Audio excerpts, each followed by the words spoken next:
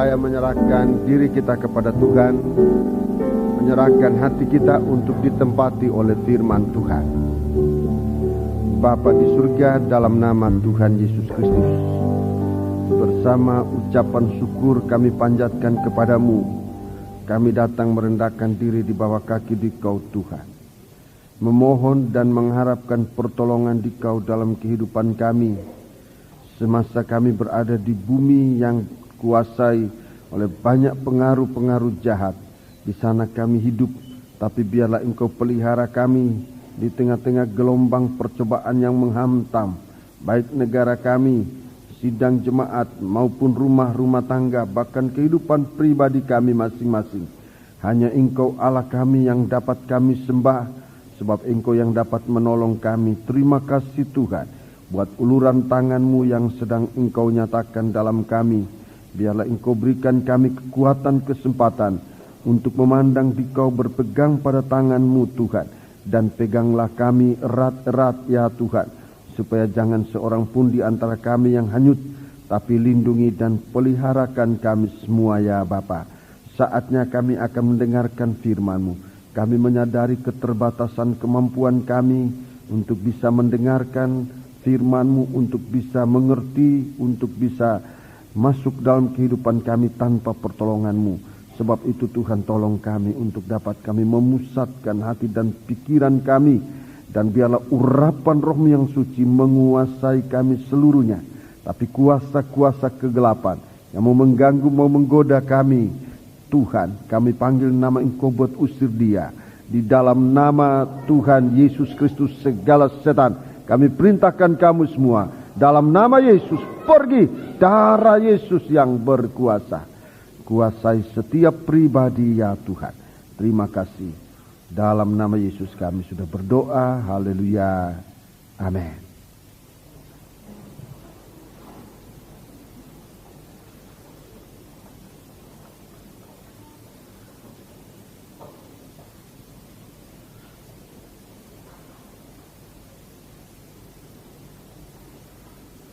Sidang jemaat yang dikasihi Tuhan, saya menyampaikan salam sejahtera, selamat berbahagia dalam menerima sabda Tuhan dalam nama Tuhan Yesus Kristus. Duduklah dengan tenang untuk saat ini, saat pemberitaan firman Tuhan, biar kita dapat mengikuti dengan baik, dengan pertolongan Tuhan untuk kita dapat mengerti firman Allah dan mempercayainya di dalam hati kita, menjadi iman, dan dalam perbuatan kita mengalami hikmat dari Tuhan. Puji Tuhan, semoga kita semua dalam keadaan sehat, dalam keadaan baik-baik saja oleh kemurahan dan pertolongan Tuhan. Apapun yang sedang terjadi, tetaplah percayakan diri kepada Tuhan. Tuhan menolong kita sekalian. Beberapa penyampaian sebelum saya menyampaikan firman Tuhan, untuk bersama-sama kita perhatikan dan kita doakan, dan untuk dapat kita maklumi semua apa yang perlu saya sampaikan kepada saudara-saudara sekalian. Yang pertama-tama, saudaraku, doa kita untuk kebaktian pasca persekutuan yang kita sudah ambil ketetapan bersama-sama, mengambil waktu untuk berdoa setiap pribadi 1 jam, untuk menjadi satu doa rantai selama 24 jam setiap hari sampai pelaksanaan kebaktian pasca persekutuan tanggal 21 April yang akan datang. Tetap kiranya kita ingat dan kita berdoa. Saudara-saudara yang belum menggabungkan diri, silakan mengambil jam-jam untuk bisa berdoa bersama-sama dengan saudara-saudara kita yang sudah berada dalam kelompok tiap-tiap jam. Puji Tuhan, terima kasih. Dalam doa jangan lupa mendoakan Bapak dan Ibu Toteis dan pembicara-pembicara yang lain, serta para peserta-peserta yang sudah mengembalikan formulir, dan sekarang sudah berjumlah di atas 500, hampir 600 orang yang sudah mengembalikan formulir, menyatakan kesediaan untuk datang, untuk persiapan dan perjalanan mereka juga Bapak Pendeta Tetes direncanakan akan berangkat dari Nederland tanggal 7 April yang akan datang dan direncanakan tiba di Jakarta tanggal 8 April mendatang. Kita berdoa buat perjalanan yang bagi kedua orang tua ini sangat berat, tapi biarlah Tuhan yang memberikan pertolongan bagi mereka. Kita terus berdoa dan segala sesuatu yang dibutuhkan dalam kebaktian ini kita doakan dan kita tanggung bersama seberapa yang saudara mendapat gerakan di dalam hati Tuhan, di dalam hati saudara, gerakan Tuhan di dalam hati saudara-saudara sekalian. Puji Tuhan. Kemudian saya juga ingin menyampaikan tentang pengorbanan saudara-saudara untuk membantu saudara-saudara kita yang dalam kesusahan di hari-hari ini. Ada yang memang dalam kekurangan berkat, ada yang karena PHK, ada yang karena memang dalam kekurangan berhubung di hari-hari ini. Semua kita menyadari, mengetahui segala keadaan serba sulit, dan memang tanpa pertolongan Tuhan, tanpa kita saling membantu, itu akan menjadi sangat berat bagi kita sekalian. Segala pengorbanan yang sempat dikumpulkan dalam minggu yang lalu ini, pada hari kemarin sempat dibagikan, diantarkan ke rumah masing-masing, dan semua saudara-saudara yang berada dalam bidang transportasi kemarin sudah pada mengantarkan bantuan-bantuan ini kepada saudara-saudara yang memerlukan. Semoga saudara-saudara sudah mendapat semua dan sudah beres semua ya. Masih ada beberapa yang belum sempat sampai pada alamat, tapi sebahagian besar sudah sampai ke alamat. Saya menyampaikan selamat bagi saudara-saudara. Terimalah persembahan ini, persembahan dari saudara-saudara kita. Mereka tidak berkelebihan, tetapi ini adalah perbuatan kasih yang mereka persembahkan bagi Tuhan lewat saudara-saudara yang sangat membutuhkan di hari-hari ini. Memang persembahan ini tentunya belum dapat mencukupi segala kebutuhan saudara-saudara yang memang namanya bantuan. Terimalah apa kadarnya yang sudah dipersembahkan, sudah disampaikan, dan biarlah kita sama-sama menaikkan ucapan syukur kepada Tuhan, kepada saudara-saudara yang sudah mempersembahkan bahagian harta saudara untuk pelayanan kasih ini. Biarlah tetap di bawah kaki Tuhan, merendahkan diri serendah-rendahnya, sebab apa yang kita lakukan ini benar-benar bukan dari kemampuan kekuatan kita, tetapi hanya berkat Allah semata-mata. Kita harus bersyukur kepada Tuhan. Dan dalam 2 Korintus pasal 9 disebutkan pelayanan kasih yang berisi pemberian ini bukan hanya mencukupkan kebutuhan orang-orang suci, tetapi juga untuk memperbanyak ucapan syukur. Semoga Tuhan memberi kita kesempatan untuk melanjutkan pelayanan-pelayanan ini. Kepada saudara-saudara yang sudah menerima, ucapkanlah syukurmu kepada Tuhan, doa penyembahan kepada Tuhan. Semoga keadaan ini tidak tetap membelenggu saudara-saudara, tetapi dengan bantuan ini saudara bisa dilepaskan. Dan masih memang dalam pelayanan kemarin dapat kita mengetahui banyak hal-hal yang perlu kita tanggung bersama saudara-saudaraku di dalam sidang jemaat. Ada yang memang benar-benar dalam kesukaran yang sudah sekian lama mereka derita. Ada yang baru beberapa saat oleh karena PHK, oleh karena naik turunnya harga barang membuat segala perencanaan anggaran dalam rumah tangga menjadi kacau balau. Tapi semua saudara-saudara sudah kita bawa dalam doa, dan doa ini perlu dilanjutkan, sebab ternyata di antara saudara-saudara ada yang tidak membutuhkan sembako, tetapi justru membutuhkan doa, oleh sebab memang penderitaan yang dia alami sudah lebih berat daripada kekurangan sembako. sebab mereka kehilangan pekerjaan. Ini jauh lebih berat daripada kurangnya sembako. Mereka kehilangan pekerjaan karena di PHK, karena dirumahkan, dan karena memang hari-hari ini masa sulit. Sebab itu kita saling berdoa, dan saudara-saudara yang merupakan karyawan-karyawati dalam perusahaan-perusahaan, bawalah diri dengan sebaik-baiknya agar saudara tidak menjadi beban yang berat buat perusahaan di mana saudara berada, tapi saudara adalah orang-orang yang sangat dibutuhkan. Dengan demikian kesempatan untuk di PHK agak jauh, dan Tuhan kiranya bukan hanya memberkati saudara, tapi juga menjadi berkat di dalam perusahaan-perusahaan.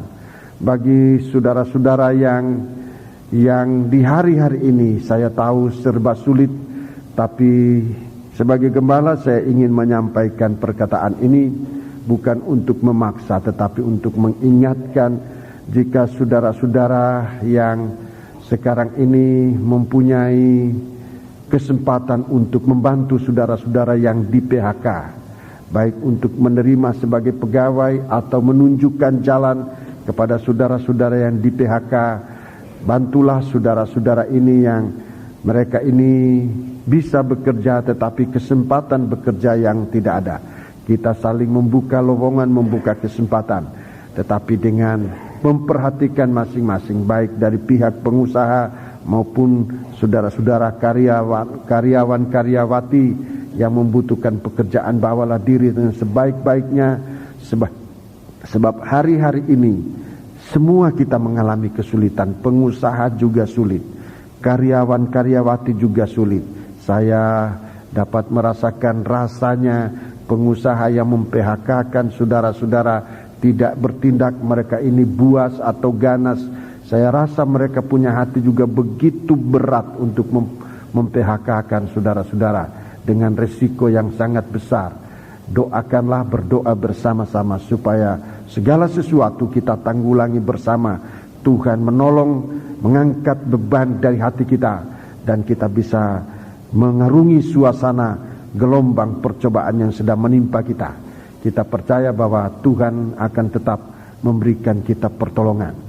Jadi doa mendoakan saya anjurkan untuk kita lakukan selama ini.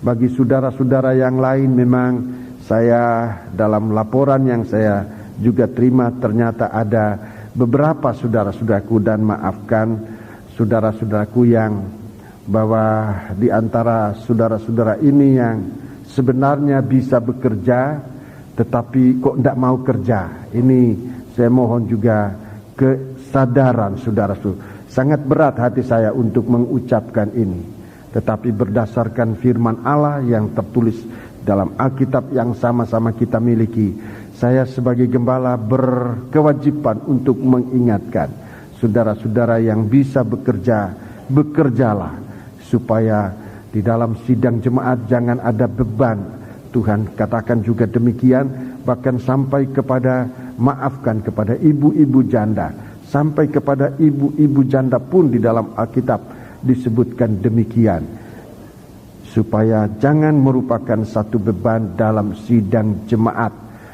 yang memang benar-benar harus ditolong, kita harus tolong. Dan saudara-saudaraku, demikian juga nanti dalam kelanjutan pelayanan ini, sekalipun dengan sangat berat saya mengucapkan kata-kata ini, tetapi supaya kita tidak salah, saya sebagai gembala harus mempertanggungjawabkan di hadapan Tuhan segala pengorbanan dari saudara-saudara kita untuk disampaikan kepada yang benar-benar harus ditolong. Bahkan bagi anak-anak saudara-saudara yang sudah dewasa, yang harusnya bekerja, yang harusnya bisa membantu orang tuamu, apalagi yang memang saudara sudah bekerja, yang orang tuamu dalam kesulitan, bantulah sebelum sidang jemaat, turun tangan untuk membantu saudara-saudara, orang tua, keluarga, dan semuanya. Saya menyampaikan ini untuk kita mengerti sejauh mana harusnya ibadah ini dilakukan. Ibadah mempersembahkan persembahan, ibadah pemberian ini dilaksanakan dengan sebaik-baiknya. Jadi saya mohon pengertian saudara-saudara sekalian, pengertian kita bersama, supaya baik yang memberi maupun yang menerima sama-sama diberkati oleh Tuhan.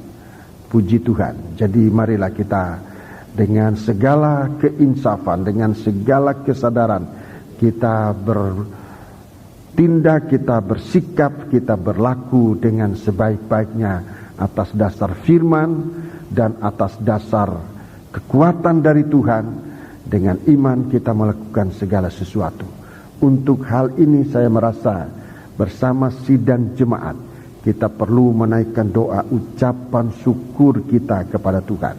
Sebab itu marilah kita bangkit berdiri untuk persembahan yang sudah sempat sampai. Kita akan mengucapkan syukur. Saudara, ya silakan berdiri. Kita akan berdoa sekali lagi. Doa ucapan syukur yang kita akan naikkan kepada Tuhan.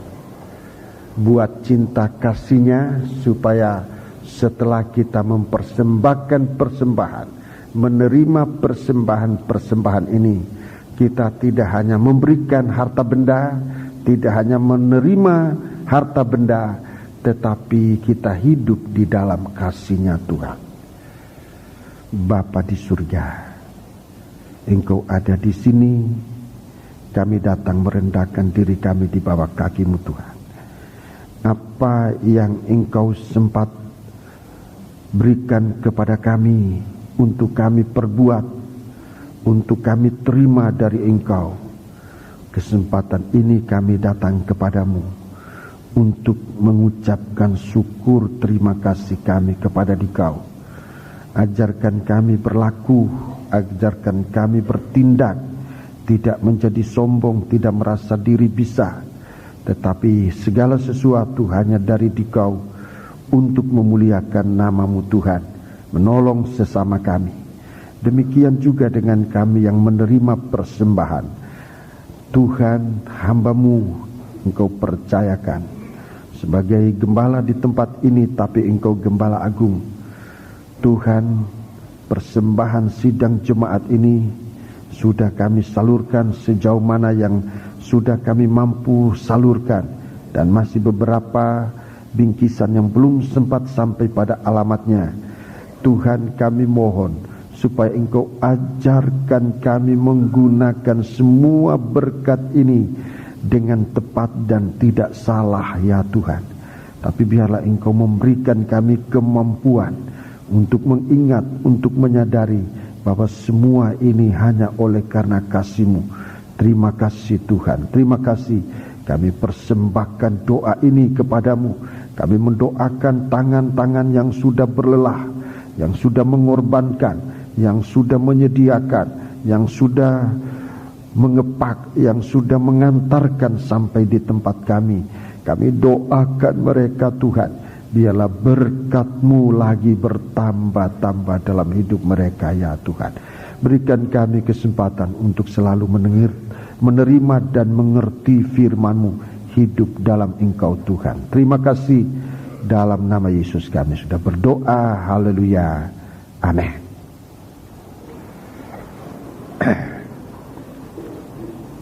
Di samping itu saudara-saudaraku, satu hal juga yang perlu kita lakukan adalah selain dari berdoa, selain dari membagi-bagikan berkat yang kita terima, kita juga berkewajiban untuk menyaksikan firman kasih Allah kepada saudara-saudara kita yang membutuhkan, baik dalam sidang jemaat ini maupun saudara-saudara kita di luar sidang jemaat ini yang memang nyatanya begitu banyak mereka yang membutuhkan pengajaran yang kita miliki.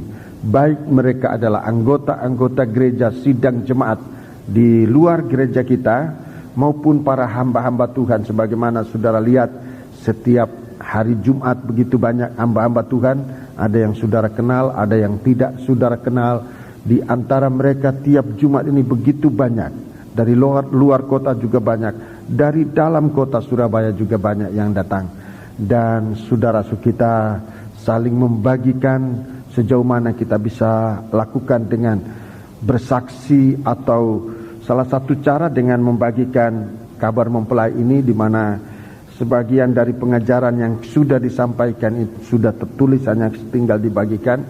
Kemarin saya menerima sebuah surat dari luar kota, saudara-saudaraku, dari Jawa Tengah, ya, dari Jawa Tengah, dari desa. Saya terharu membaca tulisannya.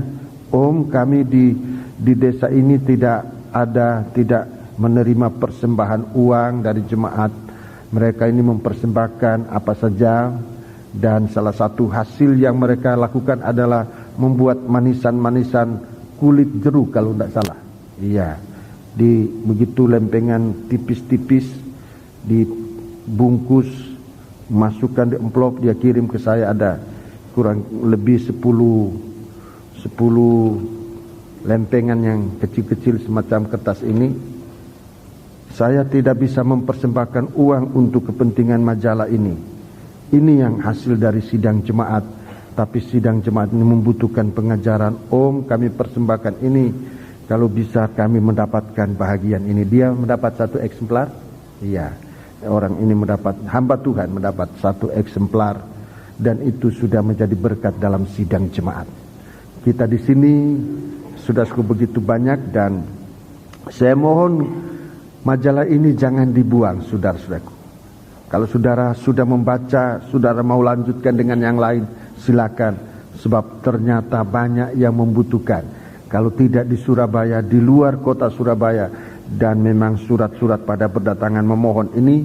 Sementara kita di sini berkelimpahan dengan pengajaran ini, mungkin sudah saatnya lumbung-lumbung dari gandum ini harus dibukakan untuk dibagikan. Sebab nanti kelaparan ini akan menjadi lebih dahsyat.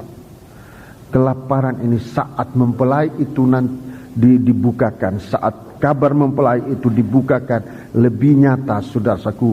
Masih berkelanjutan musim kelaparan. Bahkan kelaparan itu lebih dahsyat, sebab tidak ada kesempatan untuk membajak, tidak ada kesempatan untuk menuai.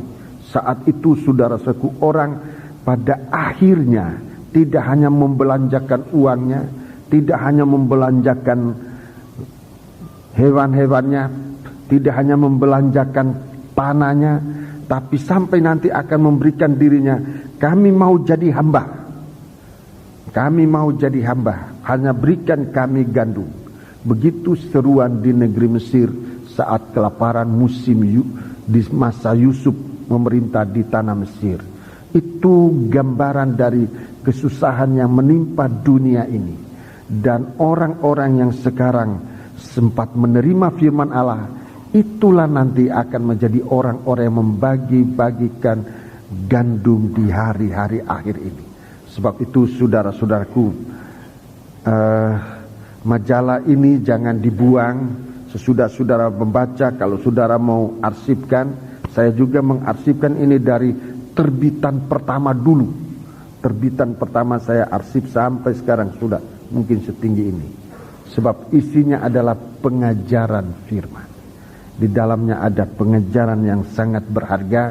Ini tidak merupakan majalah biasa, tetapi merupakan pengajaran firman. Sudah sempat menjadi berkat bagi kita, bagi saudara-saudara. Dan maafkan, saya tidak ingin berkelebihan, tetapi pengajaran ini sempat masuk di perguruan-perguruan tinggi dan banyak diterima, banyak diakui sebagai suatu pengajaran yang benar-benar berasal dari Alkitab. Sebab itu mari kita menghargai pengajaran ini dengan sebaik-baiknya dan kita melakukan dalam kehidupan kita, saudara-saudaraku, untuk benar-benar berbuahkan buah yang memuliakan nama Tuhan. Bagi saudara-saudara yang ingin mengambil bagian dalam berkorban untuk penerbitan ini, silakan saudara menghubungi yayasan. Di dalam yayasan adalah tim yang mengatur kabar mempelai ini. Silakan saudara menghubungi mereka untuk memberikan apa saja yang saudara bisa ambil bagian dalam pengorbanan, terutama kita dalam sidang jemaat ini. kita dipercayakan oleh Tuhan untuk melanjutkan pengajaran ini, saudara-saudaraku, sebab tadinya majalah ini dikelola oleh Bapak Pendeta Toteis, tapi di masa tua pada tahun yang lalu waktu ia datang, dia mempercayakan kelanjutan pengajaran ini di dalam sidang jemaat. Saudara-saudaraku, kalau kita lihat secara rohani, tidak kita hanya dipercayakan untuk melanjutkan majalah, tapi sesungguhnya kelanjutan pengajaran ini dipercayakan secara resmi oleh Tuhan lewat Bapak Pendeta Toteis kepada kita, sebagaimana dia juga menerima pelimpahan dari almarhum Pendeta Van Hessel untuk melanjutkan pengajaran sekarang sesudah dia dalam masa tua melimpahkan kepercayaan ini kepada kita. Saya sebagai gembala bersama sidang jemaat di tempat ini, terima dan jagalah kepercayaan ini dengan sebaik-baiknya sampai Tuhan datang. Puji Tuhan. Mari kita akan melanjutkan kebaktian kita dengan membaca firman Allah di dalam kitab Wahyu pasal yang ke-12. Lanjutan dari kebaktian kita, kebaktian-kebaktian yang lalu, baik dalam kebaktian hari Minggu, kebaktian doa, maupun kebaktian Bible Study. Setiap kebaktian-kebaktian ini disampaikan pengajaran ini secara berkesinambungan agar kita dibangun, iman kita dibangun menjadi rumah rohani di mana Roh Kudus diam di dalamnya. Sekarang ayat yang ke-13 dan sampai dengan ayat yang ke-18 ini merupakan perbuatan-perbuatan setan di akhir zaman. Segala tindakan atau tindak tanduk dari naga di hari-hari yang terakhir ini. Ada 6 tindakan, saudaraku. Yang pertama, menghempaskan sepertiga bintang ke bumi. Kedua, mau menelan anak yang lahir, anak laki-laki yang lahir, yang sesungguhnya dia adalah gembala semua bangsa. Dia yang akan menggembalakan semua bangsa. Ini berarti suatu sistem penggembalaan yang akan dihalangi, yang akan disabot oleh setan di dalam sidang jemaat.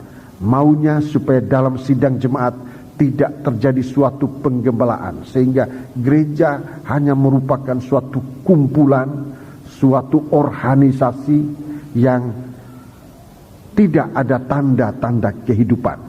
Yang sebenarnya gereja Tuhan ini adalah suatu ladang penggembalaan, suatu ladang di mana Tuhan menggembalakan domba-domba yang ditebus dengan darahnya. Ini akan disabot oleh setan di hari akhir zaman. Kemudian yang ketiga, ada peperangan, ada pemberontakan. Ada pemberontakan, dan memang kalau di dalam sidang jemaat tidak terjadi penggembalaan, saudara-saudaraku, di dalam sidang jemaat akan terjadi suatu, ya saya gunakan istilah ini sekalipun tidak pantas untuk ukuran gereja Tuhan, tetapi itulah istilahnya, tidak ada istilah lain. Dalam gereja Tuhan akan terjadi pemberontakan di mana akhirnya itu akan membuat antikris akan menyatakan diri. Di surga ada peperangan. Mikael bersama malaikat-malaikatnya akan berperang dengan naga yang dibantu juga oleh malaikat-malaikatnya, dan malaikat setan ini, malaikat jahat ini, ya, yang namanya ular tua, disebut juga iblis atau setan, itu dilemparkan ke bumi. Di bumi ini, saudara-saudaraku, dalam Wahyu pasal 13 akan merupakan penampilan antikris dan nabi palsu. Jadi suatu pemberontakan di dalam gereja, suatu perpisahan di dalam gereja Tuhan. Di surga ada peperangan, Di bumi ada perpisahan yang besar. Dalam satu, saudara taruh tanda pada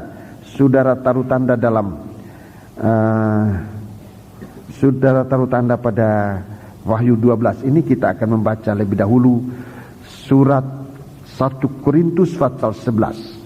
Surat 1 Korintus pasal 11. Jadi kalau di sorga ada peperangan, di bumi, di dalam gereja Tuhan ada perpecahan. Ini ada pemberontakan, ada perpecahan di dalam gereja Tuhan, ada pemberontakan dalam gereja Tuhan.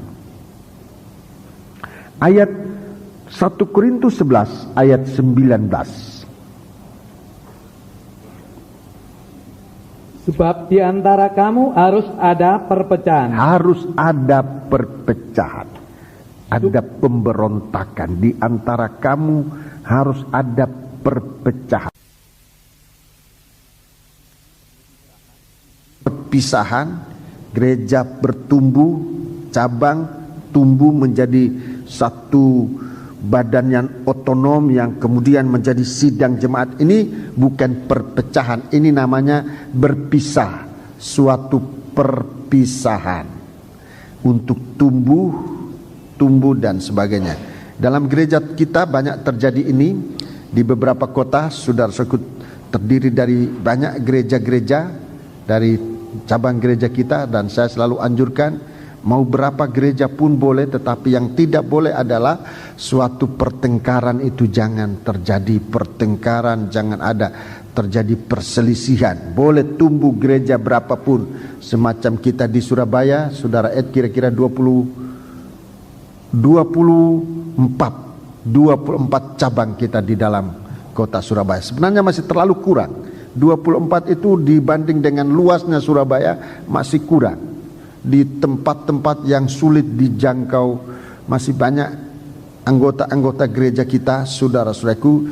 Di Jalan Johor sekarang ini kami harus mengangkut saudara-saudara kita yang dari bagian sebelah timur sana, Kenjeran. Mereka ini sulit mendapat kendaraan umum untuk kebaktian baik Lemah Putra maupun di Johor, sehingga mereka diangkut kalau sore hari ke Johor. Dan saudara-saudaraku, memang perlu banyak cabang-cabang gereja. Dan yang tidak boleh adalah berkelahi, berselisih, sakit hati satu dengan yang lain. Saudaraku, saya memang anjurkan itu berapapun cabang. Kita 24 cabang di Surabaya ini masih terlalu kurang. Apalagi memang fellowshipnya belum terlalu lancar. Kita sudah ada fellowship para hamba-hamba Tuhan setiap bulan. Besok ada fellowship lagi, besok sore ada fellowship hamba Tuhan. Berdoa bersama-sama, hamba-hamba Tuhan ini berkumpul hanya untuk berdoa. Saudara-saudaraku, di ketempatan di jemaat-jemaat yang merupakan cabang-cabang gereja kita, dan persekutuan ini sudah diikuti oleh gereja-gereja lain masuk dalam kelompok ini. Itu baik. Itu bukan perpecahan, itu perpisahan. Ngurus gereja sana, tapi kita satu. Bukan itu yang dimaksudkan, oh kamu tidak satu. Tidak, kita bisa banyak, tetapi tidak merupakan suatu perpecahan. Di ujung pandang kita ada beberapa gereja di sana. Di Palangkaraya baru tempoh hari tahun lalu terjadi pemekaran. Sekarang sudah ada 4 atau 5 gereja, semua berkembang. Di kota Manado juga saya dengar begitu, terjadi pemekaran semacam ini. Dan biarlah kita berdoa bersama-sama supaya itu suatu perkembangan dari gereja. Jangan disertai dengan sakit hati. Kalau saudara-saudara yang berada di mana, jangan disertai dengan sakit hati. Tapi ini merupakan satu sistem perkembangan dari gereja Tuhan. Tapi yang disebut di sini lain. Ini bukan perpisahan, bukan perkembangan, tapi perpecahan. Ayat 19. Ulangi. Sebab di antara kamu harus ada perpecahan. Ya, ada perpecahan. supaya nyata nanti siapakah di antara kamu yang tahan uji. Iya, siapa yang tahan uji. Supaya nyata di antara kamu ada yang tahan uji. Jadi dari perpisahan tadi kita merindukan semacam itu suatu perkembangan. Di antara orang-orang semacam ini ada yang memang hatinya sakit. Iya. Dan ini tidak mungkin bisa berkembang. Perpisahan untuk perkembangan dengan hati sakit, dengan dendam, itu tidak mungkin tumbuh suatu cabang. Tetapi yang akan terjadi adalah bahwa sekalipun itu tadinya carang, itu nanti akan terkerat. Seperti apa yang terjadi pada tubuh dari orang Israel. Di sana Tuhan jelaskan bagaikan kepala dipisahkan dari tubuh, bagaikan carang dipisahkan dari pokok. Ini perpecahan. Ini oleh karena kehidupan itu tidak mau masuk dalam penyatuan domba-domba, kawanan domba dengan seorang gembala. Itulah Yesus Kristus Gembala Agung. Suatu kehidupan yang meninggalkan penggembalaan. Di dalam perumpamaan Tuhan Yesus disebutkan bagaikan domba yang sesat. Kalau domba itu sesat, masih ada harapan. Masih ada harapan untuk dicari oleh gembala. Kalau domba itu sesat, masih ada harapan dicari oleh gembala. Tapi kalau anak meninggalkan bapaknya, saudara-saudaraku, anak itu harus sadar. Bapak menunggu, anak itu harus sadar sesadar-sadarnya. Setiap guncangan yang terjadi ini biar merupakan suatu guncangan yang membuat kehidupan kita sadar untuk kembali kepada Bapa, kembali kepada Gembala Agung. Kalau saya katakan kembali kepada Gembala Agung, saudaraku, banyak kali kita masih berada di dalam sidang jemaat, tetapi kita sudah tidak tergembala. Ada yang memang sudah keluar, tapi ada yang masih di dalam sidang jemaat, tapi sudah tidak tergembala oleh firman Allah. Kalau saya bicara tentang gembala ini, saya tidak ingin mengajukan pribadi saya, sebab saya juga sebagai domba yang digembalakan di tempat ini. Jabatan saya adalah seorang gembala, tetapi di dalam kesatuan tubuh Kristus, saya adalah domba yang digembalakan oleh firman Allah. Saya juga takut, jangan-jangan saya menjadi orang yang tidak tergembala, sebab merasa saya adalah seorang gembala. Tetapi kita semua untuk menyadari bahwa kehidupan kita penting digembalakan oleh firman Allah. Sementara saya membagikan firman Allah ini, saudara-saudaraku, saya juga menikmati firman Allah ini. Bahkan seringkali sebelum saya, atau bukan seringkali, kebanyakan kali sebelum saya menyampaikan kepada sidang jemaat, saya lebih dahulu menerima firman ini dari Tuhan, menikmati di bawah kaki Tuhan untuk disampaikan kepada sidang jemaat. Jadi kita semua harus tergembala. Baik saudara yang ada di dalam sidang jemaat, kita perlukan penggembalaan dari Gembala Agung, itulah Tuhan Yesus Kristus. Sebab memang di dalam jemaat ini akan mengalami suatu guncangan, saudara-saudaraku, menghasilkan nomor satu, ada perpecahan untuk melihat siapa yang sungguh-sungguh domba yang digembalakan, yang akan dibawa masuk kepada kandang di mana kita terpelihara untuk selama-lamanya. Itu nomor satu. Nomor dua, guncangan ini terjadi buat domba-domba yang tadinya tidak tergembala, bagaikan anak yang meninggalkan bapaknya. Dia sadar bahwa dia sesungguhnya membutuhkan makanan. Dia sesungguhnya membutuhkan makanan, sebab di sana dia tidak dapat makanan. Dia ada pekerjaan, dia bekerja, dia mencari nafkah dan sebagainya. Sampai pun dengan, maafkan saya ucapkan kata-kata ini dari Alkitab, sampai mencari makanan bersama babi-babi. Ini bicara tentang bagaimana mencari nafkah di dunia ini. Saudara-saudaraku, dia ingin makan makanan babi. Makanan babi pun tidak dapat. Makanan babi-babi adalah, maafkan sekali lagi, adalah segala sesuatu yang dikejar oleh segala sesuatu yang dicari oleh manusia yang tidak memikirkan Tuhan. Sampai dengan sesuatu yang haram yang harusnya tidak dilakukan, bisa dilakukan untuk dapat makanan. Umpamanya korupsi, ini makanan babi. Korupsi itu makanan babi.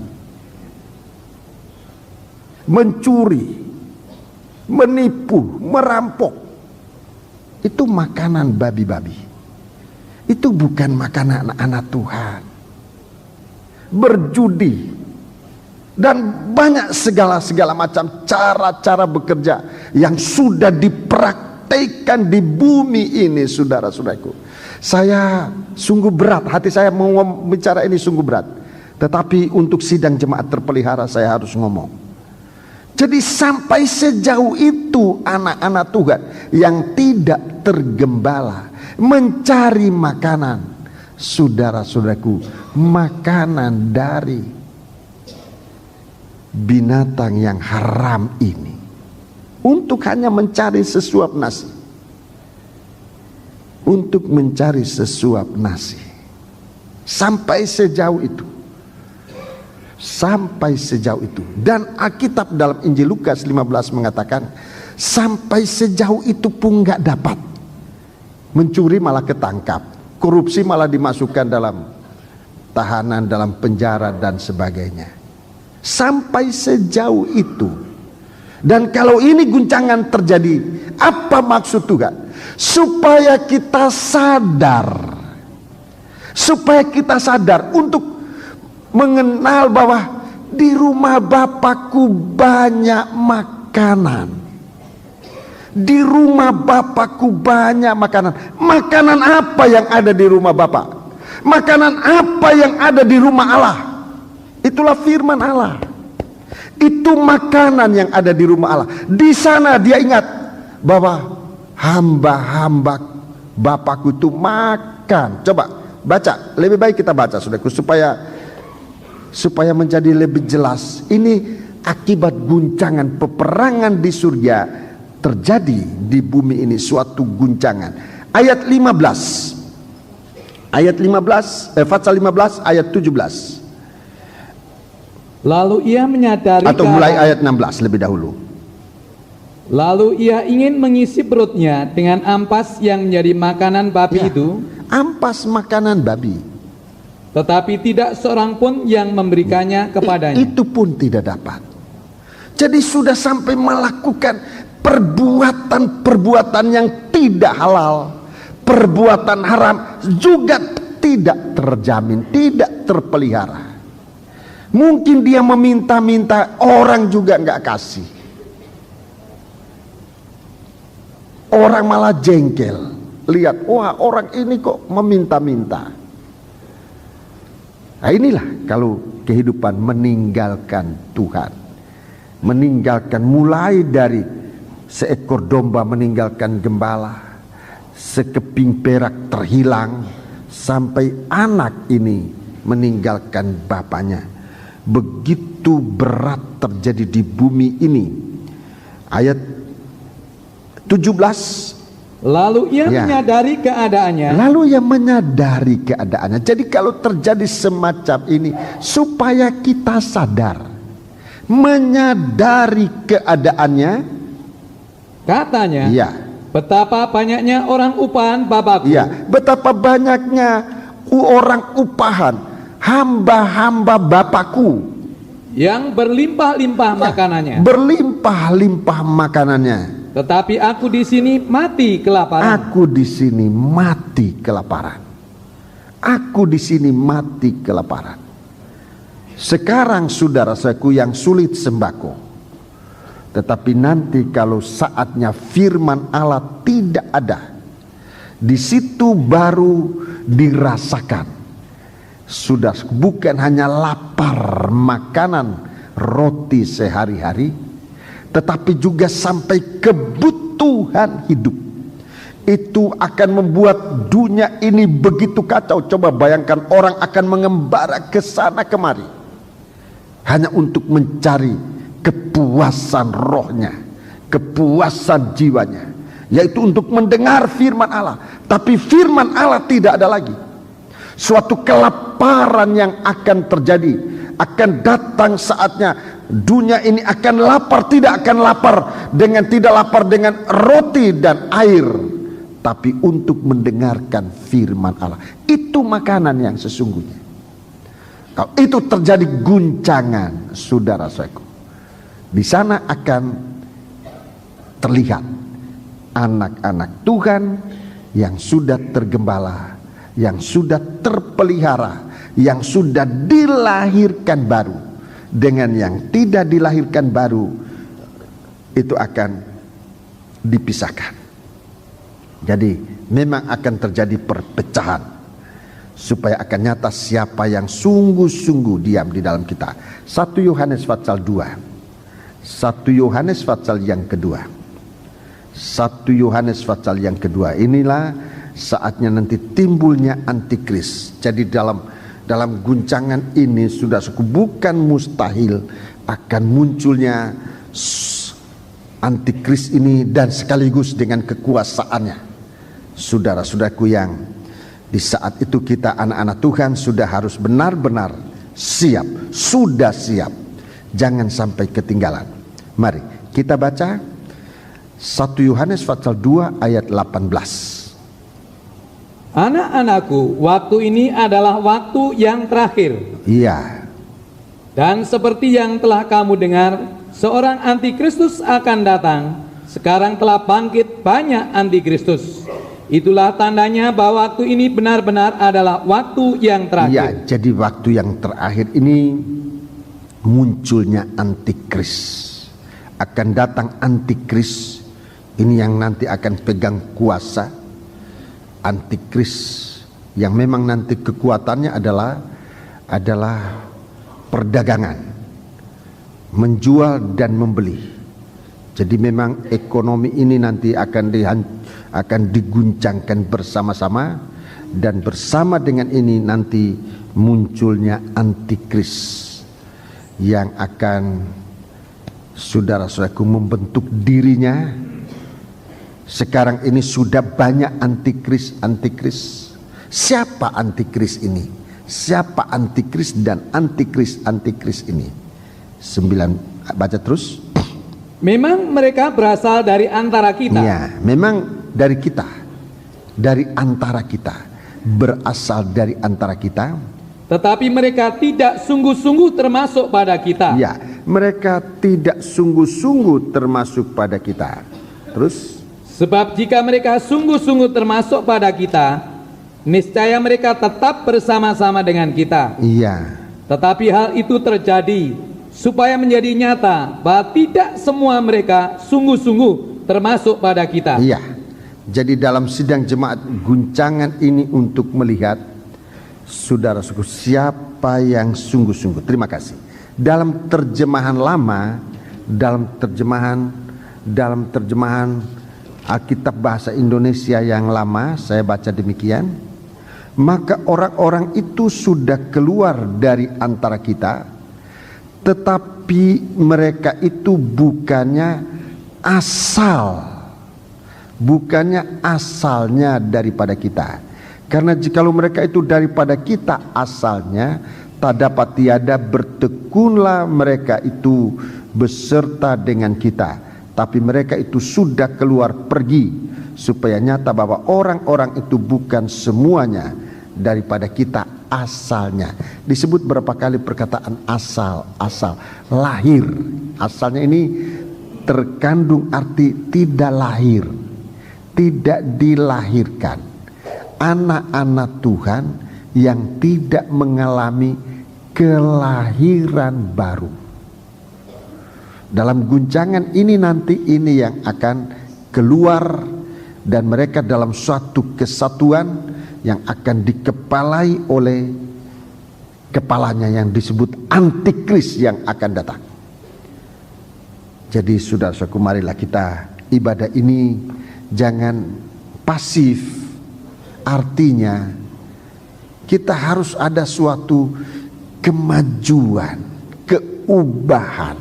Dalam ibadah ini kita ada keubahan, diubahkan mulai dari hati nurani kita. Akan diubahkan sampai kita menjadi anak-anak Tuhan yang adalah anggota tubuh Kristus. Ini yang kita perhatikan.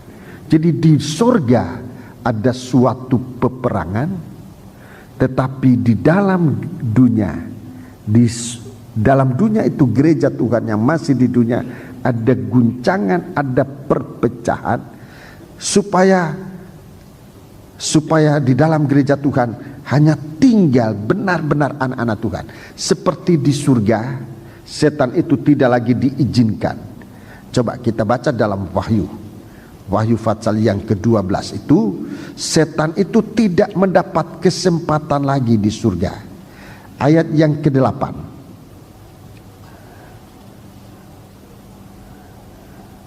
Tetapi mereka tidak dapat bertahan. Ya, setan itu tidak dapat lagi bertahan. Mereka tidak mendapat tempat lagi di surga. Ya, tidak dapat tempat lagi di surga. Jadi begitu juga nanti di dalam gereja Tuhan, orang-orang yang tidak dilahirkan baru, orang-orang yang tidak dilahirkan baru nanti tidak ada tempatnya di dalam persekutuan anak-anak Tuhan yang disebut tubuh Kristus. Tidak ada tempat, sehingga nanti akan perbedaannya seperti langit dan bumi. Begitu jauh bedanya, seperti langit dan bumi, saudara-saudaraku, untuk mengalami nasib masing-masing. Kalau anak-anak Tuhan yang tergembala, yang terpelihara, saudara-saudaraku, mendapat suatu kehidupan yang dalam ayat 12, coba kita baca ayat 12. Karena itu bersukacitalah. Bersukacitalah, Hai surga, hai surga, dan hai kamu sekalian yang diam di dalamnya. ya, hai kamu sekalian yang diam di dalamnya. Kita masih di bumi ini, saudaraku, berada di dalam gereja Tuhan. Tetapi Yakub, dia berkata waktu dia melihat kerajaan surga, dia bangun dari tidurnya. Kemudian dia katakan, Baitel, tempat ini namanya Baitel atau rumah Allah. Ini adalah pintu kerajaan surga. Aku tidak mengetahui bahwa ini adalah pintunya kerajaan surga. Saudara-saudaraku, sampai di pintu ini pun, saudara-saudaraku, nanti akan terjadi suatu perpisahan, sehingga hanya anak-anak Tuhan yang sungguh-sungguh berada di situ. Bersukacitalah, hei surga dan kamu sekalian yang diam di dalamnya. Terus, celakalah kamu, hai bumi dan laut. Celakalah kamu, hai bumi dan laut. Karena iblis telah turun kepadamu. Ya, iblis telah turun kepadamu dalam geramnya yang dahsyat. Ya, dalam geramnya yang dahsyat. Karena ia tahu bahwa waktunya sudah singkat. Karena ia tahu bahwa waktunya sudah singkat. Karena ia tahu bahwa waktunya sudah sangat singkat. Jadi dalam menggunakan waktu yang singkat ini, iblis akan luar biasa. Saudara-saudaraku, saya harus menyampaikan ini kepada sidang jemaat, agar kita semua menjadi tahu, jangan nanti menjadi menyesal di kemudian hari, sebab tidak ada yang memberitahu. Saya memberitahu, kalau ibadah kita ini tidak disertai dengan hasil. Hasil apa dalam ibadah? Hasil apa yang kita peroleh dalam ibadah? Saya ulangi sekali lagi. Hasil apa yang kita peroleh dalam ibadah? Oh, ada yang mengatakan toko diberkati. Boleh, tapi itu hasil tidak kekal. Ada yang mengatakan aku terima uang banyak, dulunya tidak pernah, sekarang aku terima. Boleh. Tetapi Alkitab mengatakan suatu hasil ibadah, suatu ibadah yang berhasil itu dibuktikan dengan perubahan hidup yang berasal dari keubahan hati nurani. Itu ibadah yang berhasil. Dan bisa dilihat di hari-hari ini, ibadah dan ibadah. Ibadah yang tidak menghasilkan suatu keubahan hidup, itu ibadah bumi dan laut. Itu ibadah hanya cara duniawi, hanya cara duniawi yang nanti akan menampung setan turun dan akan merajalela. Celaka hai bumi dan laut, hai bumi dan laut.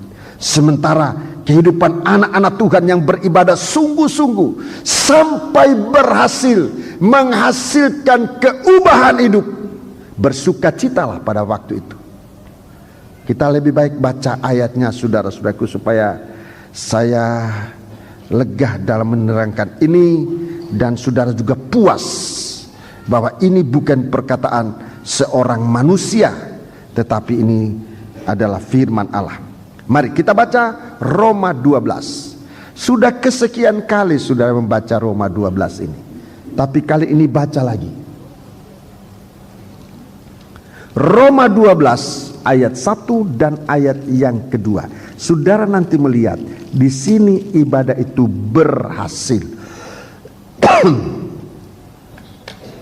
Karena itu saudara-saudara, demi kemurahan Allah aku menasihatkan kamu, supaya kamu mempersembahkan tubuhmu, mempersembahkan tubuhmu sebagai persembahan yang hidup. Sebagai persembahan yang hidup. Tubuh ini untuk dilahirkan baru, untuk dilahirkan kembali. Sebab kalau kita lahir hanya tubuh ini, kita, saudara-saudaraku, daging jua. Tapi kalau kita dilahirkan dari air dan roh, dari firman Allah, dari Roh El Kudus, dari kasih Allah, itu semua ada ayat-ayatnya. Kita akan menjadi suatu kehidupan baru. Terus diulang lagi. Supaya kamu mempersembahkan tubuhmu sebagai persembahan yang hidup, yang kudus dan yang berkenan kepada Allah, itu adalah ibadahmu yang sejati. Ayat 2, perhatikan. Janganlah kamu menjadi serupa dengan dunia ini. Jadi jangan serupa dengan dunia ini, dengan bumi dan laut. Jangan serupa. Perkataan bumi dan laut ini mempunyai arti, ini bahasa Alkitab. Dunia, bumi dan laut. Saudara-saudaraku, jangan kamu serupa dengan bumi ini, dengan laut ini, dengan dunia ini. Terus, tetapi berubahlah oleh pembaruan budimu. Inilah hasil ibadah yang mempersembahkan hidup kepada Tuhan. Hasilnya apa? Adalah keubahan hidup. Berubahlah oleh pembaharuan budimu, sehingga kamu dapat membedakan manakah kehendak Allah, apa yang baik, yang berkenan pada Allah, dan yang sempurna. Jadi dari keubahan ini, saudara-saudaraku, dari kehidupan ini, Tuhan membentuk warga kerajaan surga, yang kalau nanti kemenangan itu terjadi, kalau kemenangan itu sudah terjadi di surga, bersukacitalah hai kamu, surga dan yang diam, segala isinya yang diam di dalamnya. Suatu kemenangan. Sebab apa yang disebut suatu keubahan ini punya tujuan orang-orang yang diubahkan inilah yang akan dijadikan oleh Tuhan menjadi anggota tubuh Kristus. Orang-orang dibaharui inilah yang menjadi anggota tubuh Kristus. Sementara yang tidak dibaharui, begitu guncangan terjadi, semua ini akan keluar. Mereka itu akan keluar, dan mereka di sana akan membentuk suatu tubuh yang lain yang akan dikuasai oleh antikris. Jadi mereka itu bukan jadi korban penganiayaan antikris, tetapi mereka menjadi antikris. Mereka inilah yang sekarang ini sudah ada di antara sidang jemaat. Mereka adalah antikris. Semoga di sini jangan ada yang demikian.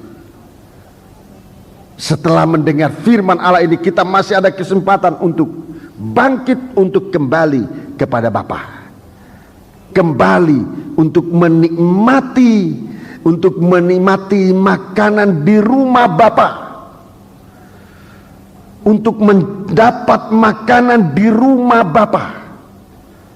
Jangan kita berkeliaran di bumi sana, saudara-saudaraku, dengan cara hidup bukan cara hidup orang yang beribadah. Kita datang kepada Tuhan untuk suatu pembaharuan. Di hari-hari ini, saudara-saudaraku, diberitakan kepada kita bahwa Tuhan mampu memelihara kita. Tuhan mampu menolong kita. Coba baca terus ayat yang ketiga.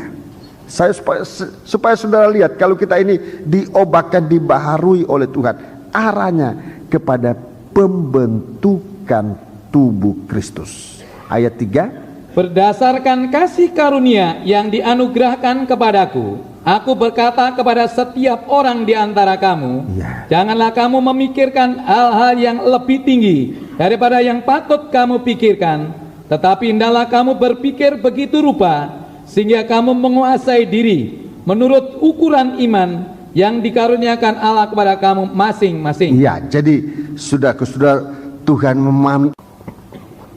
sebab sama seperti pada satu tubuh kita mempunyai banyak anggota. Ya, seperti pada satu tubuh kita mempunyai banyak anggota. Tetapi tidak semua anggota itu mempunyai tugas yang sama. Ya, jadi Tuhan bicara tentang tubuh ini. Terus demikian juga kita, walaupun banyak adalah satu tubuh di dalam Kristus. Ya. Tetapi kita masing-masing adalah anggota yang seorang terhadap yang lain. Iya, itu sebabnya saling membantu. Sebab kita adalah saling anggota yang seorang terhadap yang lain. Terus demikianlah kita mempunyai karunia yang berlain-lainan. Iya. Menurut kasih karunia yang dianugerahkan kepada kita. Jika karunia itu adalah untuk bernubuat, baiklah kita melakukannya sesuai dengan iman kita. Iya. Terus jika karunia untuk melayani, baiklah kita melayani. Jika karunia untuk mengajar, baiklah kita mengajar. Jika karunia untuk menasihati, baiklah kita menasihati. Baiklah kita menasihati. Siapa yang membagi-bagikan sesuatu, hendaklah ia melakukannya dengan hati yang ikhlas. Siapa yang memberi pimpinan, hendaklah ia melakukannya dengan rajin. Iya. Siapa yang menunjukkan kemurahan, hendaklah ia melakukannya dengan sukacita. Puji Tuhan. Jadi inilah ibadah. Ini ibadah kita. Ini warga kerajaan surga yang nanti akan berkemenangan. Ini warga yang akan menang, yang akan mengalami sukacita. Jadi coba kita periksa masing-masing ibadah kita ini, hasilnya apa. Kalau belum berhasil, carilah firman, supaya kita dilahirkan dari firman. Sebab anak-anak Tuhan itu harus dilahirkan, dibaharui oleh firman Allah. Supaya kita dilahirkan oleh Roh Kudus, dibaharui di dalam Roh Kudus. Supaya kita dibaharui, dilahirkan baru di dalam kasih Allah. Nah, inilah yang disebutkan tubuh Kristus, yang bisa melakukan tugasnya. Kita satu tubuh, anggota ini banyak, tapi masing-masing anggota adalah anggota tubuh yang lain. Jadi sama-sama kita ini dalam satu kesatuan. Jangan terlepas, sebab kalau guncangan perpecahan terjadi, saudara-saudaraku, tidak boleh segala sesuatu yang tidak betul ada di dalam tubuh Kristus. Tuhan sedang mengoperasi kita secara besar-besaran supaya kita ditampilkan, supaya nyata siapa dia yang tetap setia, siapa dia, istilahnya tadi dikatakan, siapa di antara kamu yang tahan uji. Siapa yang tahan uji? Gereja Tuhan akan mengalami ujian, dan ujiannya, saudaraku, tidak tanggung-tanggung. Kita diuji dengan api untuk menguji apa kita ini hanya dari kayu, hanya dari rumput, atau dari batu yang indah-indah, dari emas atau perak. Semua nanti pada waktu diuji baru ketahuan yang mana ini anak Tuhan. Jadi saudara-saudaraku, saatnya kita ini ibadah kita ditingkatkan pada penyerahan sepenuh kepada Tuhan untuk diubah, pembaharuan budi kita ini. Jadi itu suatu tanda bahwa ibadah kita berhasil. Ada keubahan, ada keubahan. Adapun tanda-tanda yang lain bisa, tetapi tidak bisa bertahan dalam ujian. Tapi kalau kita dalam pembaharuan budi, kita diuji guncangan tetap teguh, diuji dengan api akan tetap. Saudara, sebab kita ini bukan dari segala sesuatu yang akan binasa. Kita dilahirkan dari firman, itu kekal. Kita dilahirkan dari Roh Kudus, itu kekal. Kita dilahirkan dari kasih Allah, itu kekal. Jadi diguncang tidak akan bergoyang.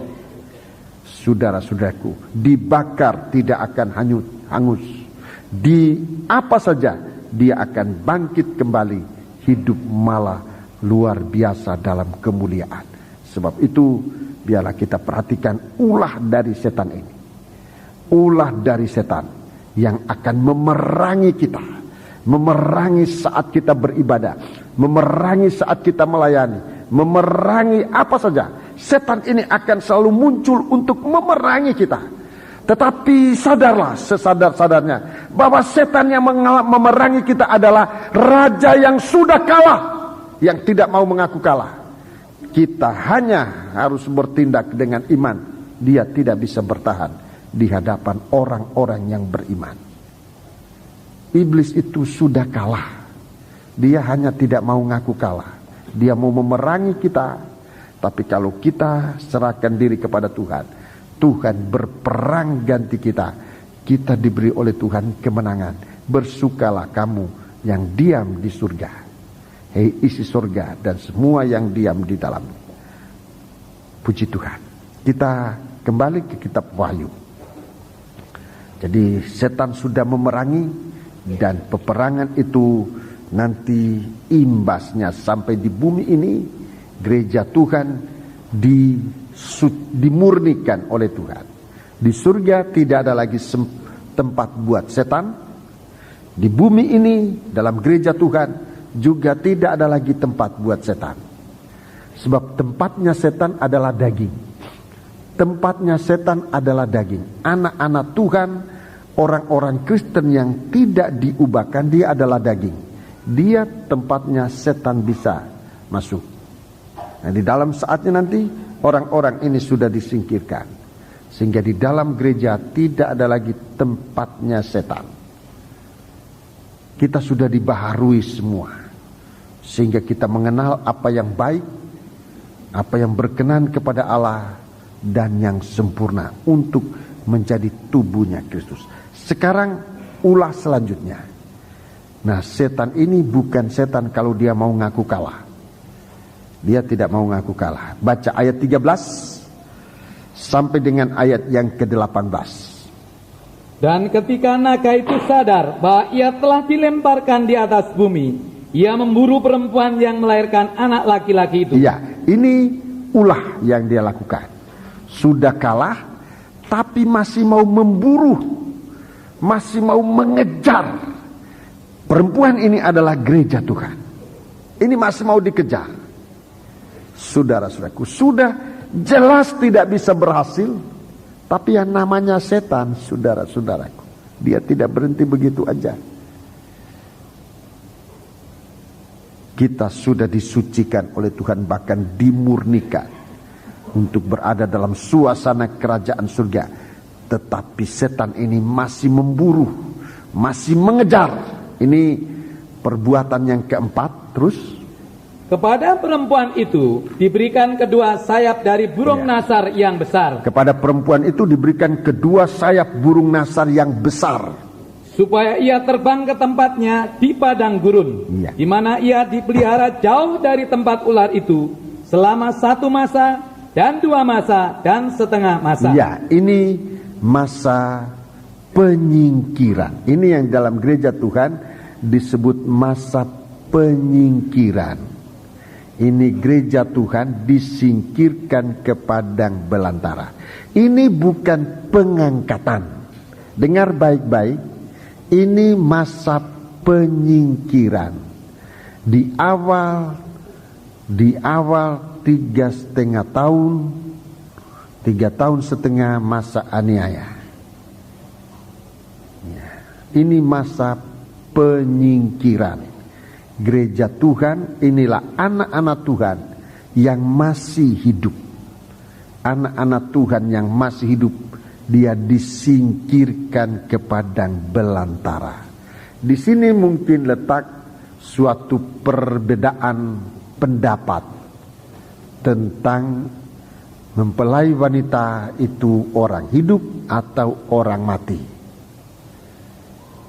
Di sini, saudara, suku perempuan yang disingkirkan ini bukan mengalami pengangkatan, tapi mengalami penyingkiran di padang belantara selama 42 bulan lamanya. Haleluya. Sesudah 42 bulan lamanya, nah, disinilah terjadi suatu pengangkatan. Gereja Tuhan akan dibawa oleh Tuhan ke dalam kerajaan 1000 tahun.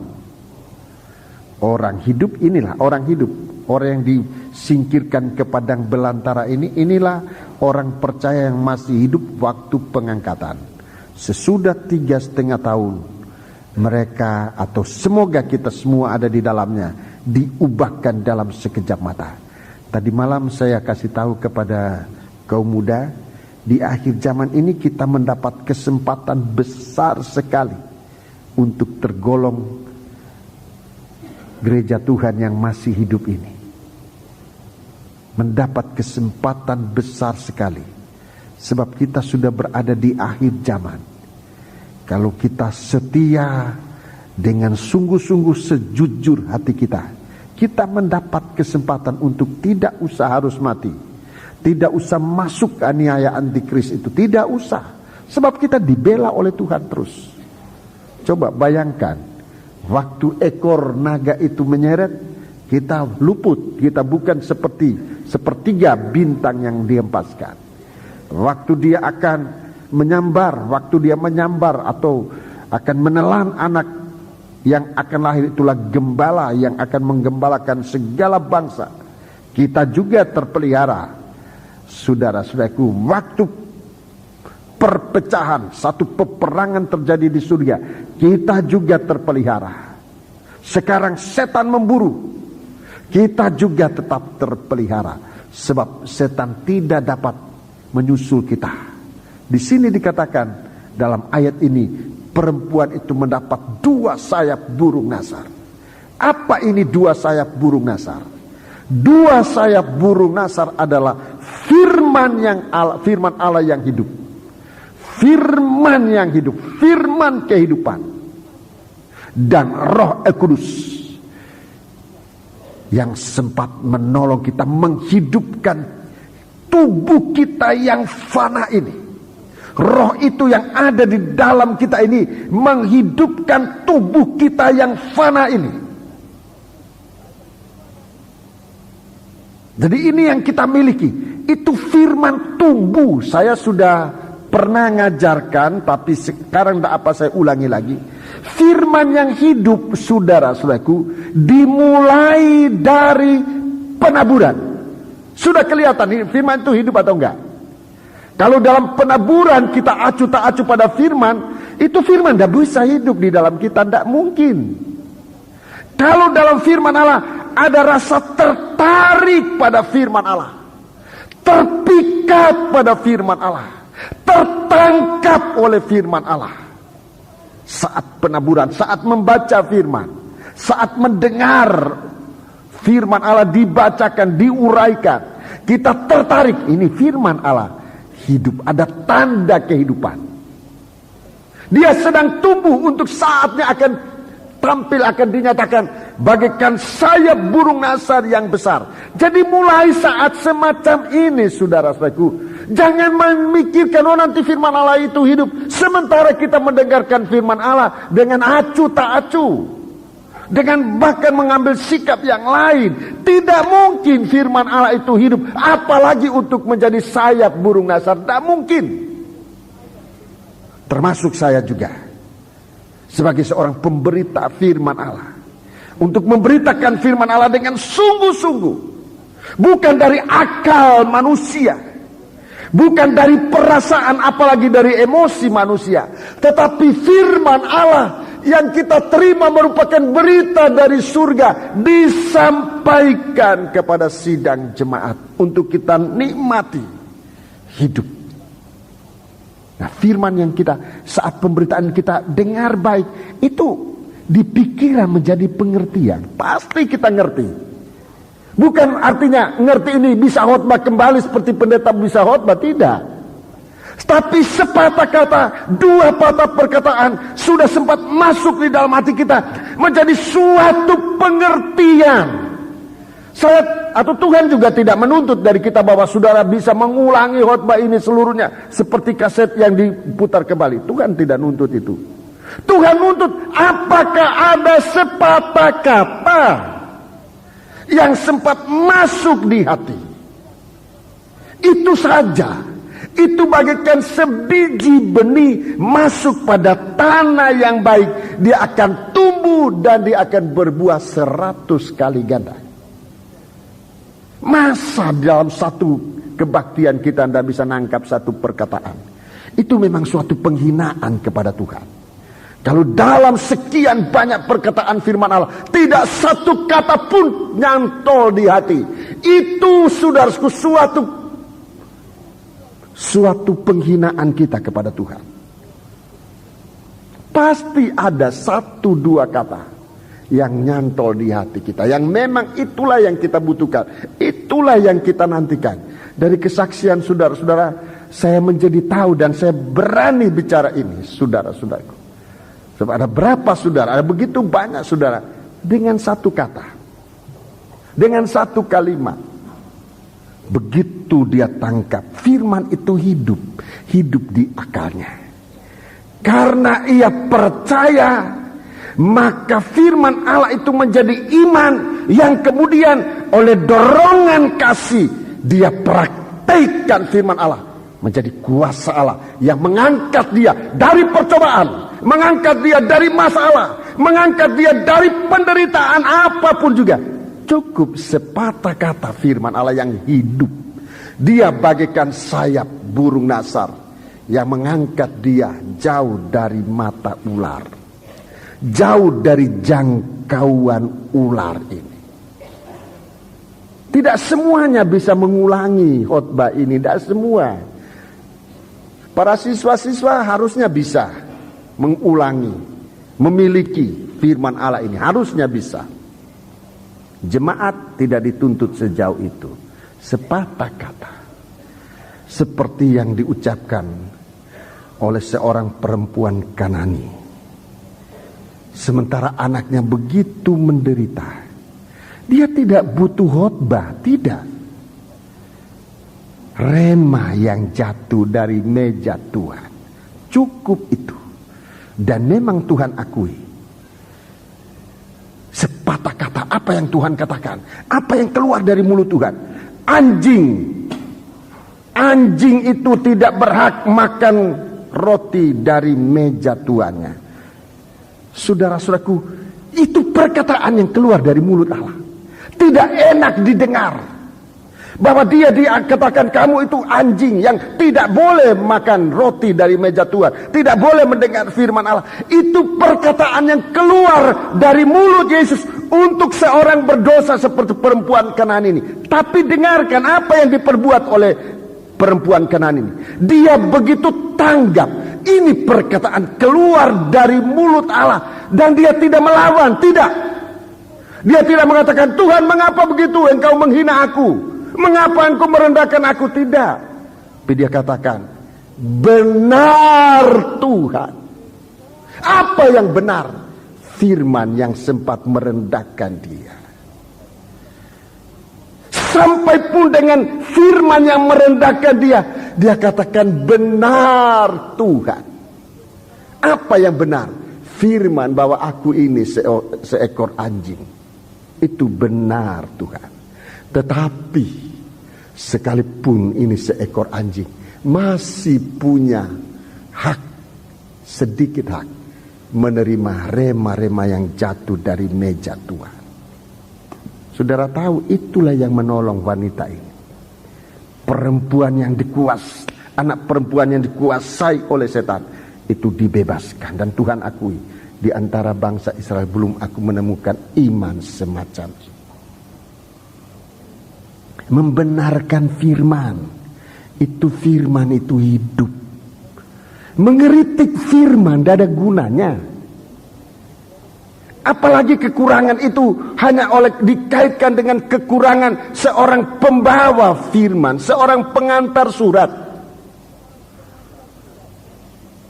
Hamba Tuhan itu hanya bagaikan tukang pos yang antar surat. Apapun isinya itu bagaimana yang menulis. Tapi seringkali kita, kalau beritanya teguran, yang kita pukul pembawa surat.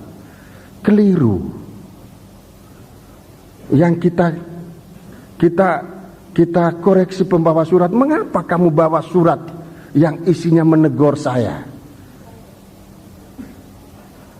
Jangan pembawa suratnya yang dikoreksi, tapi diri kita dikoreksi oleh firman Tuhan, supaya firman itu hidup. Sebab setan itu mengejar, setan itu memburu kita. Kalau kita terlambat dalam mendengar firman, sewaktu yang sangat singkat itu akan digunakan oleh setan. Terlambat untuk mendengar firman, setan sudah dapat mensabot, dan kehidupan kita menjadi kehidupan yang dikuasai oleh setan. Tuhan mau kita jauh dari jangkauan ular itu. Secepatnya kita mendengarkan firman Allah. Dan Tuhan ucapkan dengan perkataan, kalau hari ini, sebenarnya perkataan itu kalau saat ini, kalau detik ini kamu mendengar suara Allah, jangan kamu keraskan hati. Sebab Tuhan mau kita jangan kesusul, jangan disusul oleh setan ini yang sedang memburu kita dengan speed yang tinggi sekali. Sehingga dia akan menyabot di akal kita, akan menyabot di hati kita, sampai kita hidup benar-benar sesungguhnya sudah dalam pengaruh kekuasaan setan. Biar kita buka hati kita, supaya firman Allah ini tumbuh. Ini jalan keluar dari gereja Tuhan. Sementara setan itu mengejar, Tuhan memberikan kita sayap, 2 sayap burung nasar, firman dan Roh Kudus, yang tumbuh di dalam kehidupan kita sekalian. Yang kita dengar, kita aminkan. Yang kita terima di otak kita mengerti. Yang sampai di hati kita menjadi iman. Dan oleh kasih Allah, oleh urapan Roh Kudus, menggerakkan iman itu. Dan kita melakukan segala sesuatu. Tidak bisa dihalangi oleh setan. Tidak bisa dihalangi oleh setan. Setan selalu ketinggalan. Di hari-hari ini setan banyak kali mendahului kita. Tapi mendengarkan firman Allah ini sekarang, kita jangan ketinggalan. Jangan setan selalu mendahului, tapi biarkan sesuai dengan rencana Allah. Firman Allah akan disampaikan bagi kita untuk hidup dalam kita sebagaimana mestinya. Baca ayat 15. Ayat 15. Ayat 15. Ini, saudara-saudaraku, ini merupakan perbuatan yang kelima. Lalu ular itu menyemburkan dari mulutnya air sebesar sungai. Air sebesar sungai. Ke arah perempuan itu, supaya ia dihanyutkan sungai itu. Ya, 16. Tetapi bumi datang menolong perempuan itu. Iya. Ia membuka mulutnya dan menelan sungai yang disemburkan naga itu dari mulutnya. Iya, terima kasih. Jadi perempuan ini sedang lari, dikejar. Tidak, apa namanya? Tidak bisa dicapai. Bahasa Jawanya apa? Tidak bisa dicapai. Tidak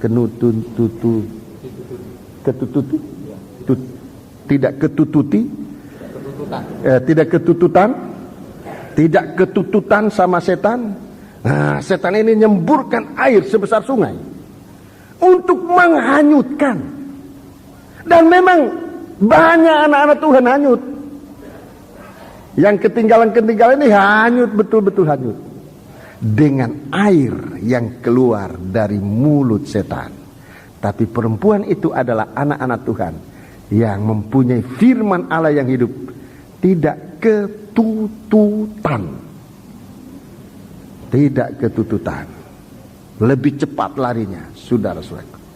Jadi jangan, saudara-saudaraku, kalau saya mengucapkan ini, mohon saudaraku, dari sikap kita untuk kebaktian, untuk apa saja, kalau bisa jangan berlambat-lambatanlah. Jangan berlambat, kecuali memang sudah kita usaha tapi masih. Ayo kita ikut Tuhan dengan sungguh-sungguh. Dalam setiap kali kebaktian, saya bersyukur kepada Tuhan. Sekarang banyak saudara-saudara digairkan dalam doa, dalam penyembahan. Jam 5:05 sudah banyak saudara-saudara di sini, dan saya selalu sudah mulai dengan menyanyi. Supaya kita ada waktu untuk menyembah Tuhan. Sebab itu nanti diperhitungkan. Dalam ayat berikutnya diperhitungkan. Penyembahan kita harus penuh. Penyembahan sekarang kita mungkin sudah dalam penyembahan Getsemani 1 jam. Saudara-saudaraku, kita di waktu-waktu lalu hanya menyanyi setengah jam, firman setengah jam, beribadah, berdoa setengah jam juga. Dalam ibadah kebaktian doa penyembahan. Tapi sekarang saya lihat saudara sudah bergairah, banyak yang sangat bergairah. Belum 5:30 sudah ada, dan kita sudah mulai menyanyi. Kita menggunakan waktu sehingga jam 6 tepat kita sudah masuk dalam doa, kalau bisa sampai jam 7 atau lebih sedikit. Sebab sesudah itu ada waktu untuk latihan sangkor. Jangan dikurangi kecepatan larinya gereja Tuhan. Sebab Tuhan mau firman Allah. Jadi kalau saya sampaikan ini, saudara-saudaraku, ini saya tidak menyampaikan suatu peraturan, tidak. Maaf saudara, ini bukan suatu peraturan saudara harus datang jam 5 atau memang kalau aturannya 5:30 kita mulai. Itu aturannya. Itu peraturan. Dan tidak usah kita, peraturannya 5:30, kenapa 5:30, 1/4 jam sebelum 5:30 sudah nyanyi. Tidak usah komplain begitu, tidak usah. Datang aja sama-sama. Jadi usahakan saudara. Kebaktian kita juga begitu. Sebab ini termasuk speed yang kalau kita tidak hati-hati bisa disabot oleh setan.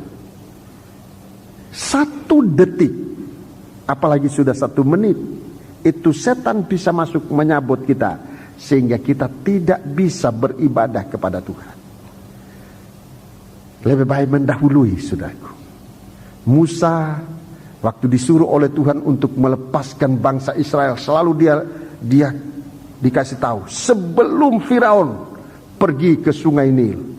Sebelum Firaun pergi ke Sungai Nil, kamu sudah ada di Sungai Nil. Jadi pagi-pagi sebelum Firaun ke Sungai Nil, kamu sudah ada di Sungai Nil untuk memberitahu kepada Firaun supaya melepaskan bangsa Israel. Mengapa demikian? Ada yang mengatakan, buat apa Firaun ke Sungai Nil? Untuk apa Firaun ke Sungai Nil? Ada tafsiran macam-macam yang menggelikan. Saya tidak akan kasih tahu itu. Tetapi yang benarnya adalah Firaun itu adalah bukan hanya sekedar raja dari orang Mesir, tapi raja yang sangat mempunyai suatu wibawa, mempunyai suatu pengaruh yang kuat, sehingga bangsa Israel itu belum akan mengambil air di Sungai Nil itu, belum akan mandi di Sungai Nil sebelum Firaun berada di situ, sehingga seluruh aliran itu sudah dalam pengaruh kuasa Firaun. Dan kalau orang Mesir minum air yang sudah diinjak atau sudah kena pada tubuhnya Firaun itu, mereka menerima suatu karisma, suatu berkat yang dia terima dari rajanya, itu Raja Firaun. Itulah setan. Arus dunia ini, saudaraku, selalu diikuti dengan kuasa dari setan, dan banyak orang menggunakan ini. Tuhan anjurkan supaya sebelum arus makanan kita, sebelum arus ibadah kita, sebelum arus kehidupan kita dikuasai oleh setan, Tuhan sudah lebih dahulu. Jangan sampai terlambat. Ini yang perlu kita ketahui, saudara-saudara. Setan mau begitu cepat, dan dia akan sekarang menyemburkan. Di akhir zaman bukan Sungai Nil lagi, lebih besar dari Sungai Nil, sebab dia dapat menghanyutkan segala sesuatu. Dari mulut setan, dari mulut naga ini akan keluar aliran sungai yang begitu besar untuk menghanyutkan perempuan ini. Untuk menghanyutkan perempuan ini. Perempuan ini sudah dibawa lari jauh. Siapa yang kena ini? Siapa yang kena arus aliran najis ini? Siapa? Bumi ini yang akan membuka dirinya. Bumi ini yang akan membuka dirinya kena semburan air yang dari mulut naga ini. Siapa ini bumi? Yang tadi saya sudah katakan adalah manusia-manusia yang terkait, yang terikat di bumi ini. Itu yang akan nanti menerima curahan amarah, curahan geram yang keluar dari mulutnya setan ini, curahan kenajisan, curahan kejahatan yang keluar dari mulutnya setan. Siapa? Itulah orang-orang yang tidak mengalami ibadahnya. Ayat 16 sudah tadi. Bumi datang. Sudah. 17. Maka marahlah naga itu kepada perempuan itu. Iya. Lalu pergi memerangi keturunannya yang lain, yang menuruti hukum-hukum Allah dan memiliki kesaksian Yesus. Iya. Dan ia tinggal berdiri di pantai laut. Iya, terima kasih. Inilah setan. Ini perbuatannya yang keenam. Menginjak-injak anak-anak Tuhan, benih perempuan yang ketinggalan, yaitu yang mempunyai firman, itu tanda dari meja roti sajian, mempunyai kesaksian Yesus, itu tanda dari kaki Dian, tetapi tidak punya mezbah dupa, tidak sampai pada ukuran penyembahan. Nah, saudara-saudaraku, sudah bisa melihat di sini kita tadi saya sudah katakan, suatu ibadah kita yang benar sampai mengalami keubahan sepenuhnya. Mulai dari dalam batin kita. Orang-orang yang tidak mencapai inilah yang nanti orang yang punya firman, punya kesaksian Yesus, tetapi tidak sampai pada penyembahan, di mana daging tidak bersuara lagi. Dia masih akan diinjak selama 3,5 tahun, 42 bulan lamanya. Sementara saya tunjukkan, sementara gereja Tuhan yang disingkirkan ke padang belantara hidup 3,5 tahun atau 42 bulan lamanya dalam pemeliharaan Tuhan di padang belantara. Gereja Tuhan yang ketinggalan yang ada di bumi itu akan disiksa oleh antikris juga selama 3,5 tahun untuk mengalami perobekan daging sepenuhnya. Dia mati, tapi waktu pengangkatan orang ini akan dibangkitkan, akan bertemu dengan yang hidup ini di udara. Yesus datang dari surga, menjemput mempelainya, membawa gereja Tuhan ke kerajaan 1000 tahun. Jadi begitu. Semoga semua menjadi jelas arah ibadah kita ini. Tidak hanya kumpul-kumpul begitu aja, tapi suatu arah yang jelas, supaya kita tahu apa yang harus kita lakukan. Ada jalan yang paling baik sekarang ini adalah hiduplah sungguh-sungguh bagi Tuhan, mengalami suatu keubahan. Kalau kita mengalami suatu keubahan, membaca firman Allah lain dari sebelumnya. Kalau kita mengalami suatu keubahan, bersaksi lain dari sebelumnya, melayani lain dari sebelumnya, berdoa lain dari sebelumnya. Sebab kita mengalami keubahan, kita punya hidup akan semakin mendekat Tuhan. Dan saatnya dibutuhkan, 2 sayap burung Nasar ini akan menjadi kekuatan utama kita, membawa kita lari lebih cepat dari speednya setan, dan kita akan berada dalam pemeliharaan Tuhan. Dan kalaupun harus mengalami suatu aniaya, mati, tapi maut tidak menguasai, di saat pengangkatan orang mati ini akan dibangkitkan. Orang mati ini akan dibangkitkan. Orang hidup akan diubahkan sekejap mata. Tuhan bertemu kita di awang-awang yang permai. Hiburkanlah satu dengan yang lain dengan perkataan ini. 1 Tesalonika pasal 4 mulai ayat 13 sampai 18. Saudara baca di rumah itu. Jadi demikian saudara-saudaraku, Tuhan kiranya memberkati kita sekalian. Saudara sudah lihat Wahyu pasal 12 ini. 2 kekuatan. Gereja Tuhan dilengkapi oleh Tuhan. Gereja Tuhan dilengkapi oleh Tuhan, tapi setan juga menampakkan dirinya. Tapi dengar baik-baik bahwa gereja Tuhan tidak lagi harus dikuasai oleh setan. Gereja Tuhan sudah lebih mendekati hari kesukaan. Haleluya. Kemudian nanti kita akan melihat sudah sampai dengan perbuatan setan yang ke-6, itu Wahyu yang ke-12 ini. Kita akan melihat perbuatan setan berikutnya, Wahyu 13. Itu perbuatan setan sudah pada puncaknya nanti. Tampilnya antikris dan nabi palsu. Itu perbuatan setan yang ke-7. Tetapi dalam kitab Wahyu itu sudah masuk bagian kitab Wahyu yang kedua. Bagian kedua dari kitab Wahyu. Tampilnya mempelai setan. Dan juga akan tampil bersama dia Babel, perempuan sundal, ibunya segala wanita tuna susila. Saya akan jelaskan pada kebaktian-kebaktian berikut. Jadi sudah menjadi jelas bagi kita, sudah sangat menjadi jelas bagi kita sekalian. Mari kita melakukan sebuah nyanyian supaya kita benar-benar berada di hadapan Tuhan.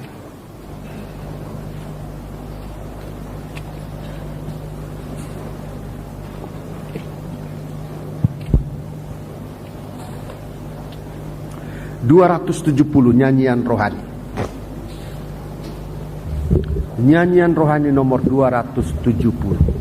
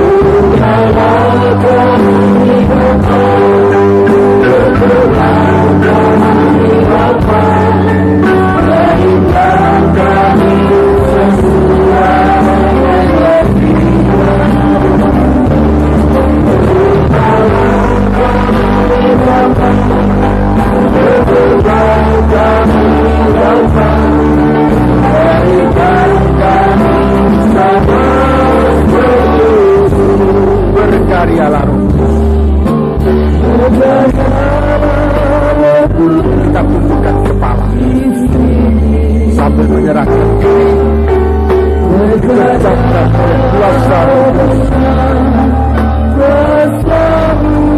Betapa indahnya kalau kita dibaharui. Betapa bahagianya kalau kita dibaharui oleh Tuhan. Kita ulangi, bernyanyilah dengan sungguh-sungguh sepanjang Roh Kudus menyertai pemberitaan diri, agar pribadi kita diubah dan dibaharui oleh Tuhan, agar nikah kita, ibadah kita dibaharui oleh Tuhan. Jamahan tangan Tuhan sampai di hati kita. Haleluya. Balah ada tangan Tuhan.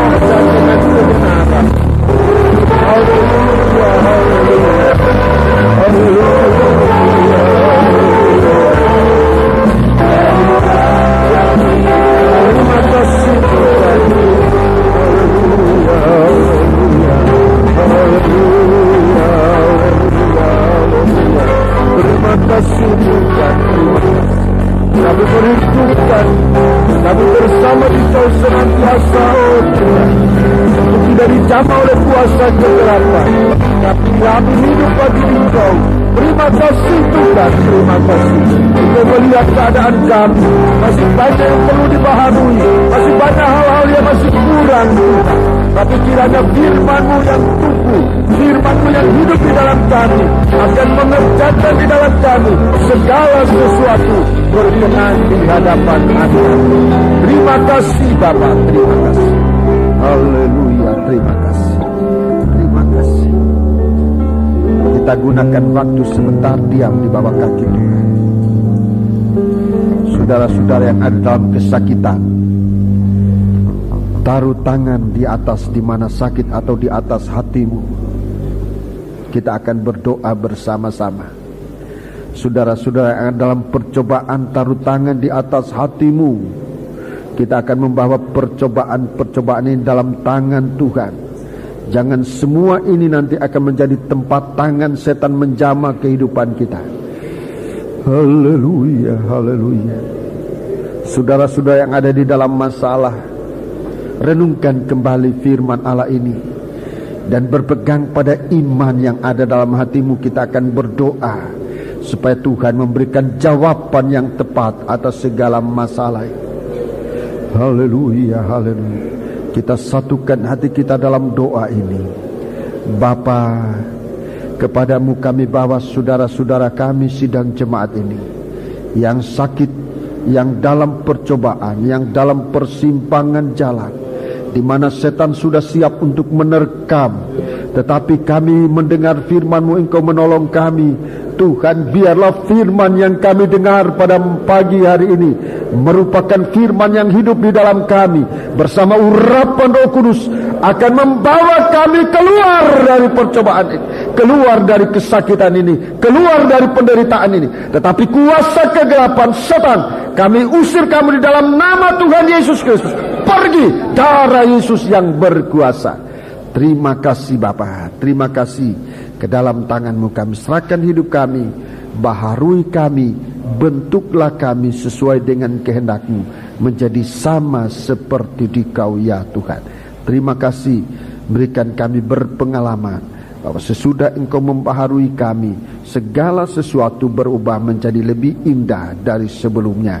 Terima kasih Tuhan, haleluya. Dalam nama Yesus kami sudah berdoa, haleluya, amin. Tetap percayakan diri kepada Tuhan. Tuhan menyertai kita dengan segala kuasa dan kasih sayang serta kemurahannya. Sabar sebentar untuk mendengarkan pengumuman.